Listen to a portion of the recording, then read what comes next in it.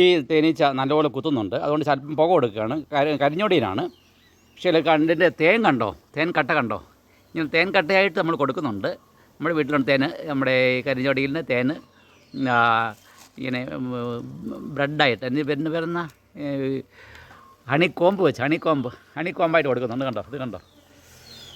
ഇതിപ്പോൾ ഇനി കുത്തുകയില്ല. ഇനി കുത്തുകയില്ല. ഇതിൻ്റെ കണ്ണിലെല്ലാം പുക കയറിയിരിക്കുക. ഇനി കുത്തത്തില്ലല്ലേ?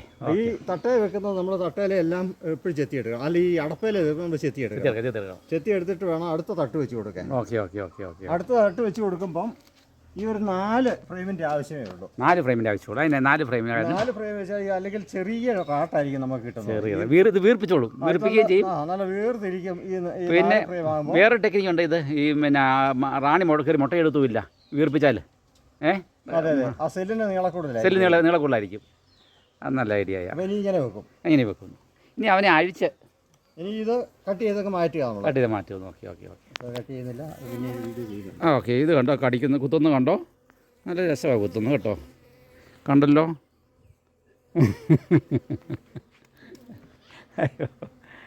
കണ്ടോ? സന്തോഷം. കടിച്ചു.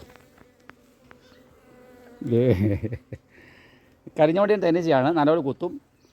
ബി വനമാണ്. കുത്തുന്നത് നല്ലതാണ്. അതുകൊണ്ട് ഒന്നുകൊണ്ട് ഒത്തിരി കുത്തിപ്പിക്കുന്നില്ല. കണ്ണിലോട്ടൊക്കെ കുത്തിയാൽ അപകടകരമാണ്. അതുകൊണ്ട് സാധിക്കുന്നവരൊക്കെ ബി വെയിൽ വെക്കണം.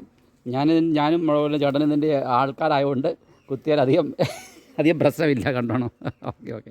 ചെറിയ ശാന്തരാക്കാൻ വേണ്ടി പുക കൊടുക്കുക. ഓക്കെ. അപ്പം രണ്ടാമത്തെ നമ്മുടെ സൂപ്പറും വെച്ചു. എന്ന് പറയുമ്പോൾ മൂന്നാമത്തെ സൂപ്പറും വെക്കണം. അയ്യോ, എൻ്റെ ഈശോ, ഇനി ഞാൻ മതിയായിരിക്കും.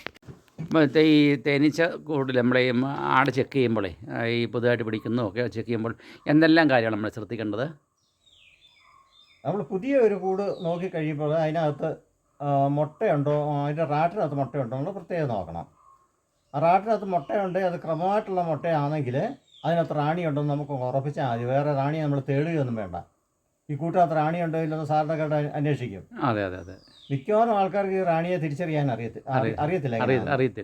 വളർത്തുന്നവർക്ക് കൂടുതൽ അറിയത്തുള്ളൂ റാണിയുണ്ടോ എന്ന്. നമ്മൾക്ക് പെട്ടെന്ന് നോക്കുകയാണെങ്കിൽ ഈ റാണിയെ തേടുകയല്ല വേണ്ടിയത്, മുട്ട നല്ല കറക്റ്റായിട്ട് ഉണ്ടോ എന്ന് മാത്രം നോക്കിയാൽ മതി. അങ്ങനെ മുട്ടയില്ലെങ്കിൽ നമ്മൾ വേറൊരു അട ഇട്ട് കൊടുക്കണം അല്ലേ? അങ്ങനെ മുട്ടയില്ലെങ്കിൽ വേറൊരു പെട്ടിക്കകത്തുനിന്ന് റാട്ട് എടുക്കുക. അതിനകത്ത് ചേരുന്ന ഫ്രെയിം ആയിരിക്കണം.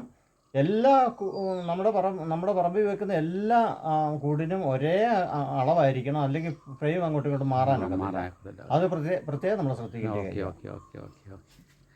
ശരിയാ. ഓക്കെ. Thank you. തേനീച്ചക്കൂടുകളുണ്ടോ? നമുക്കൊരു 5 അടി അകലത്തിൽ വെക്കാം. ഓരോരുത്തരും അവരുടെ കൂടുകൾ അവർ തിരിച്ചറിയും. അവനവൻ്റെ കൂടെ അവനറിയാം. അതുകൊണ്ട് ഒരു പ്രശ്നവുമില്ല. അതും ഇവിടെ നല്ലൊരു വിജയമാണ്. തേൻ ഏകദേശം